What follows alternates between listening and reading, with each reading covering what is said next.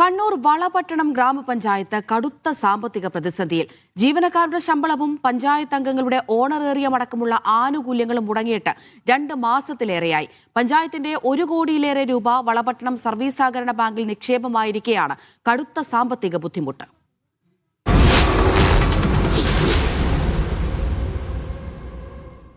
പതിനാല് ജീവനക്കാരും 16 അംഗങ്ങളുമുള്ള വളപട്ടണം ഗ്രാമപഞ്ചായത്ത് ദൈനംദിന ചെലവിന് പോലും മാർഗമില്ലാത്ത അവസ്ഥയിലാണ് നിലവിൽ.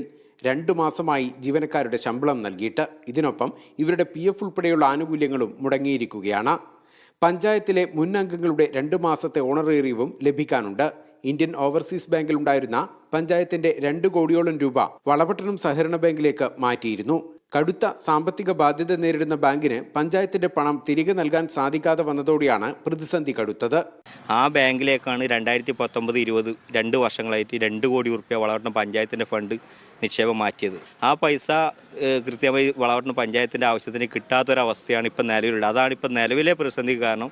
വളപട്ടണം സർവീസ് കോപ്പറേറ്റീവ് ബാങ്കിൽ ഏതാണ്ട് 1 കോടി രൂപയോളം വളപട്ടണം പഞ്ചായത്തിന്റെ പൈസയുണ്ട്. ആ പൈസ പഞ്ചായത്തിന് കിട്ടുന്നില്ല. ലീഗ് ഭരണസമിതിക്ക് കീഴിലുള്ള ബാങ്കിന്റെ പ്രതിസന്ധി മറികടക്കാനാണ് മുസ്ലിം ലീഗ് നേതൃത്വത്തിലുള്ള പഞ്ചായത്ത് ഭരണസമിതി വൻ തുക നിക്ഷേപം നൽകിയത്. എന്നാൽ വായ്പാ തിരിച്ചടവടക്കം മുടങ്ങിയ വളപട്ടണം ബാങ്കിന് നിക്ഷേപം തിരിച്ചു നൽകാൻ പറ്റാത്ത അവസ്ഥയാണ്. നിലവിലെ പ്രതിസന്ധിക്ക് പരിഹാരം കാണാൻ സഹായിക്കണമെന്നാവശ്യപ്പെട്ട് തദ്ദേശ വകുപ്പിനെ സമീപിച്ചിരിക്കുകയാണ് പഞ്ചായത്തിലെ പുതിയ ഭരണസമിതി.